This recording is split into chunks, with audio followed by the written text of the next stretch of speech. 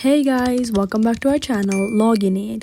In this video, I'm going to be showing you how to select English in Duolingo app. To do so, firstly, you'll have to open your Duolingo app. Once you open the app, on the top left corner, you can see the country's flag of which you are learning the language of. Here, in my case, since I'm learning Korean, you can see South Korea's flag on my top left corner. Now, you may tap on that flag.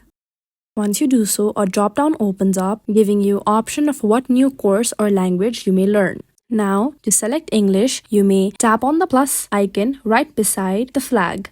Now, to select English, you can see under language courses, on the fifth, there is the option Intermediate English. You may tap on that to choose English. Then, you may tap on Continue to proceed.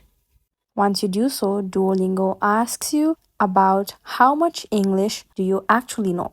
You may pick one from the options given below. Once you choose the option, you may tap on Continue. Now, to make sure how much of English you actually know, Duolingo takes a test.